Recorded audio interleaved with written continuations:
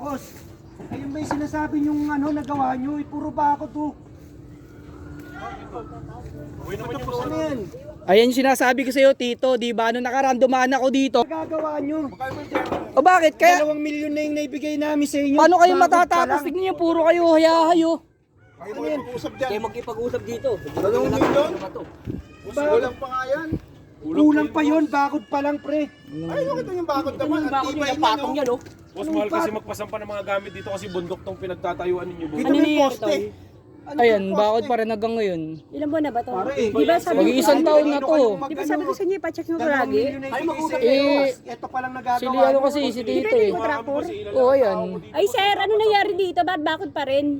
Hindi ma'am, kasi kulang po ang binibigay nila sa amin lagi. Abunado na po ang Uy, teka lang, bago ko dumating dito sa Pilipinas, nagpapadala ako ng pera. O tol, ano nangyari? Paano nga pa abonado? 2 milyon bakod?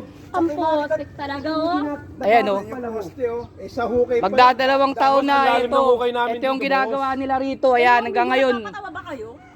Bakod pa rin. Tapos ito, walang gate dito. Doon po kami gumastos ng malaki. Ay, malalim. Nang yan. Dapat naka-video yan. Eh bakit? Pakialam mo. Ebidensya namin to eh. Bakit? Ebidensya namin to eh. Kayo pa matapang. Pinapaya mo naman yung mga kapatid ko rito. Kayo pa matapang. Kayo na nga itong may mali. Paano naging okay yung lalim ng... Paano naging malalim ng hukay niya, no? Hugayin mo yan para makita mo yung hukay niyan. Boss, napakalalim ng pundasyon yan, boss. Pare, ang tagal niyang ginagawa to, hanggang ngayon ganyan pa rin. Paano kung di kami pumunta rito? Boss, natitigil lang po kami sa trabaho doon dahil nag-uulan po. Kaya po kami Boss, natitigil at hindi hindi po ganun sa matapos kahit yan. nag-uulan. Hindi ano yun, rason yun, boss. Boss, paano naman yung Ang safety ganda-ganda namin? ng usapan natin eh. Okay naman na. Ilang patong na. Tingin mo, okay? Tignan mo nga, pare, tignan mo kung okay yan. Maawa kang boss. Hindi naman kayo nagpapakain. Ito, tsaka tignan mo yung bakod nila oh. Trabaho kami sa iyo. Paano yung mga gamit dyan? Nakakapasok eh, wala yung gate. Ang go, di ba? Ginawa niyo. Pader pa rin yan hanggang ngayon. Hindi pa naman tapos yung boss eh.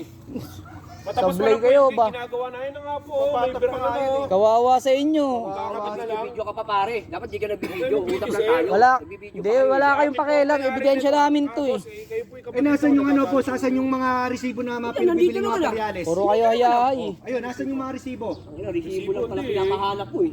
Yung resibo raw. Dami ka, Yung resibo tagbibideo para pa kayo. makita niya. Dapat Hanggang ngayon, bakod pa din.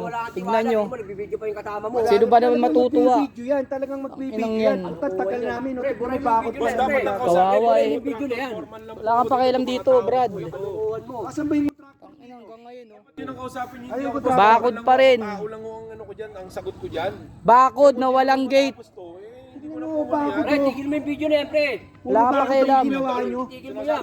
Kalokohan mo naman yun. Pa-video. Ang pakialam. Bakit? Pre, yung video na yan. Ay bakit yun? Karapatan namin yan. Ang karapatan. Ano ba? Maayos naman yung trabaho ah. Action.